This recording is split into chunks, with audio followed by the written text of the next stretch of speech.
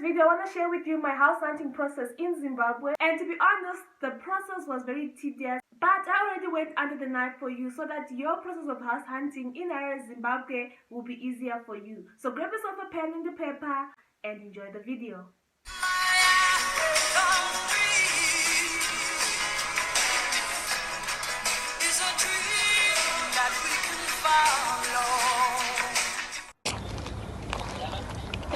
Going back to renter. Alright, thank you. Hey guys, welcome back to my YouTube channel. If you're here for the first time, hi, I'm Tina Sparks, your favorite African without borders, currently in HARARE, Zimbabwe. And if you're here for the second or third or more than 3 times, hey, what it do? Before we get into the details of this video, you guys, as you can see from the title, please give this video a huge thumbs up, subscribe if you haven't. We're currently on the road to 20,000 subscribers, and it can only happen if you guys make it happen. Without further ado, let's get right into the video. House hunting in Zimbabwe, specifically HARARE, is something that has evolved over the years, you guys. Back in the day, house hunting was as easy as hearing from a landlord that they need a tenant and you would actually get a place immediately. But in this era, which I'm going to be discussing today, house hunting has been so hard that at some point I cried myself to sleep because I couldn't find a house that fit my expectations. Okay, I was looking for a 2-bedroom flat to share where I get 1 bedroom and the other person gets 1 bedroom and you get to share the kitchen and the lounge, or a bed sitter that was clean, that was smart. Or I was looking for a room in a shared apartment, preferably a place that had a bathroom of its own. Because for me, sharing a bathroom and a toilet, you guys, is something that I am really hesitant about. I just prefer my own bathroom space. My budget was $200 US, which is almost 3,700 rand, or about 20,000 Kenyan shillings.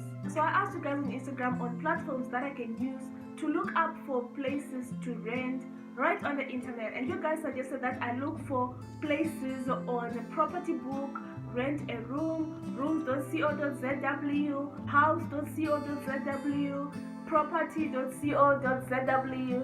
and you guys, I made my own observations after looking these websites up, and I feel like this might actually help you when you're house hunting in HARARE, Zimbabwe. So Property Book and property.co.zw are very good websites if you're looking for a full house and your budget is not limited. For example, if you're looking for a full house with rentals from 600 going up, you could actually get a good deal for a place in HARARE, Zimbabwe. However, if you're looking for smaller apartments, they are a bit overpriced. You find that a bed sitter on Property and Property Book can go for as much as $400 US, which is very unreasonable as compared to other prices on the market.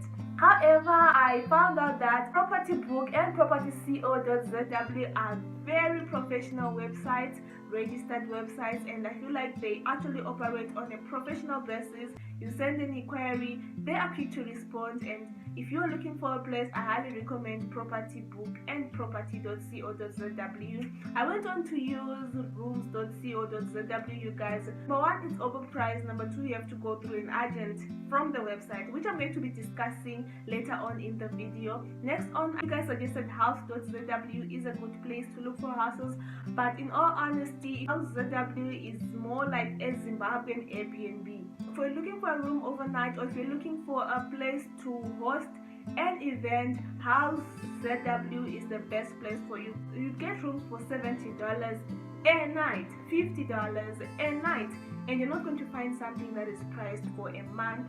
Only a few places which are a bit overpriced as well. So I went on to use Rent a Room. You have to go through an agent, which I heavily despise, you guys. I'm sorry. So now that I went through the website that you guys suggested and I couldn't find anything, I went on to search on Google, I went on to search on Facebook, rooms to rent in HARARE, Zimbabwe, 1-bedroom flats to rent in HARARE, Zimbabwe, you know, all these things. And in all honesty, there was a lot.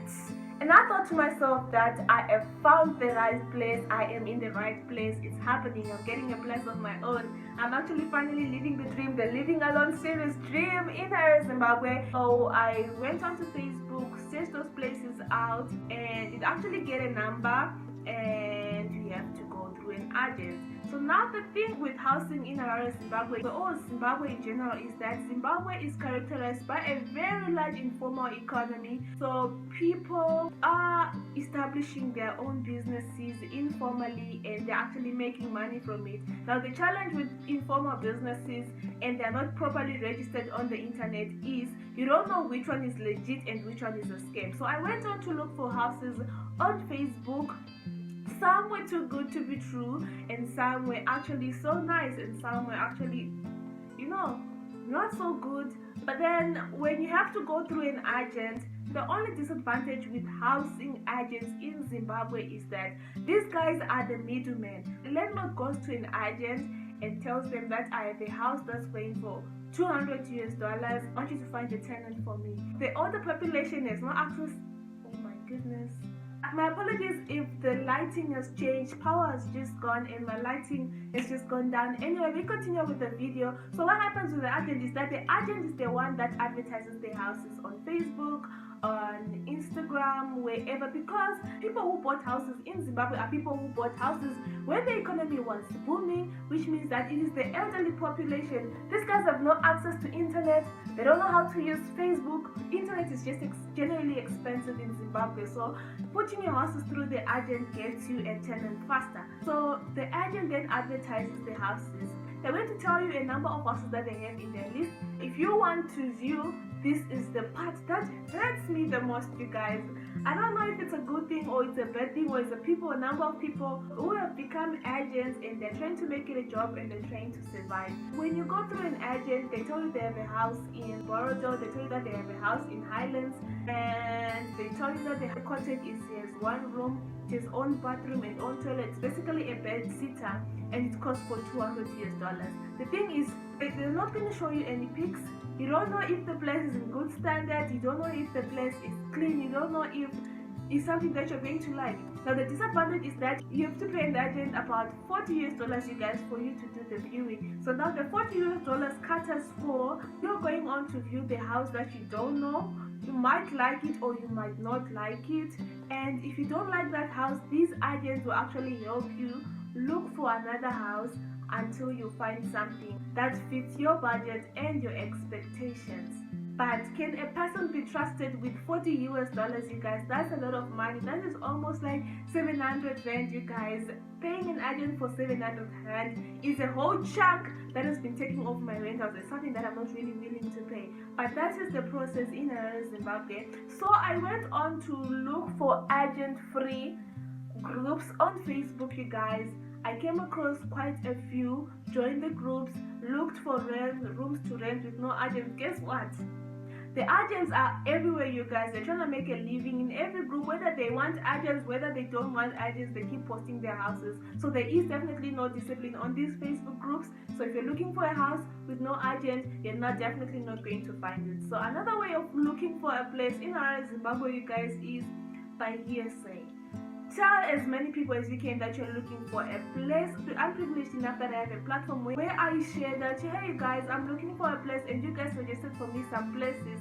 I went on to look for these places because some I liked, some were a bit over my budget but were standard, and some were actually not so good. The thing with house hunting in Zimbabwe is you're not very much allowed to be taking pictures yourself unless you've actually paid for the rent and the house is yours. So I couldn't get much footage, but these are some of the places that I found. And going on to say I'm looking for a place blindly and you don't have any pictures of what you're going to see, this is what you can come across.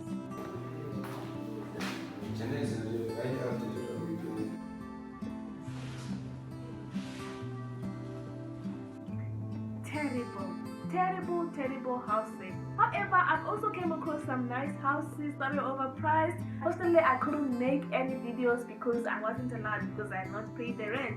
So I continued with the search. We are still house hunting, you guys, and I've not given up. We are in Hillside. We decided not to pay an agent because an agent becomes very expensive. So let's just keep trying.